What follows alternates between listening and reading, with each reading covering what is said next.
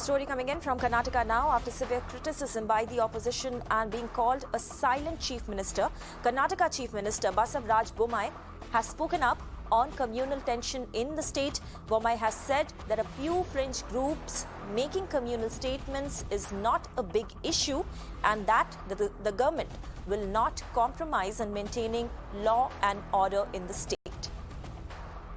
Let me go across to Neha Hebale for more details on this. Neha, what exactly happened there? Why Bommai had to give such kind of a statement? Which are these groups that he's talking about?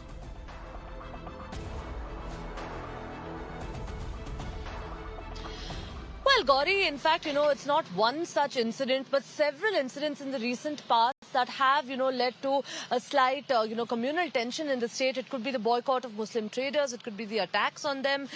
In the latest, in fact, just on Sunday, about 2 days back, we saw how the celebration of Ram Navami, in fact, did not really go down well in the state of Karnataka, and a few districts where, isolated incidents were reported as well. Now, in fact, on the whole, when you're going to look at it, it seems like there are several fringe elements, several right-wing organizations in the state of Karnataka that have been making very provocative and inflammatory statements. And yes, while the government on their part has merely been registering cases against them and registering FIRs, it's not really gone on to stop these organizations or these elements from making such statements. And that is what is a cause of concern.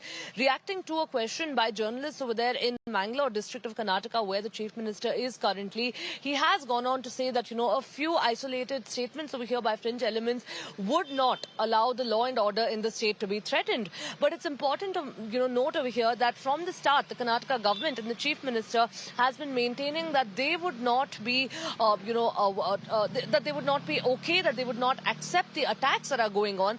But, that's not really gone on to change the situation on ground.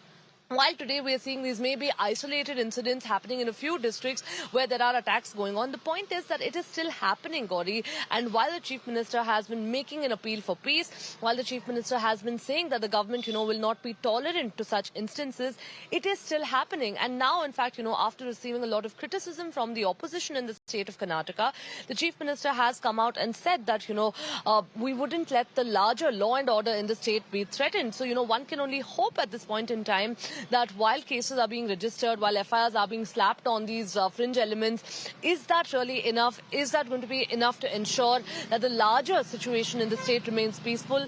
That's something that, the government, of course, would have to answer. Important also to mention that a few right-wing organizations yesterday had even gone on to throw an open challenge to the police, saying that, if arrests are not made or if people are not detained wherever these attacks are happening, that in fact, they would not be responsible for a total collapse of law and order. So while, statements are being made out in the open, left, right and centre, and the government who has said that they're intolerant to it, what will happen on ground and the way things are looking right now, of course, we'll have to wait and watch out for. That's right. Neha, thank you so much for getting us all those details.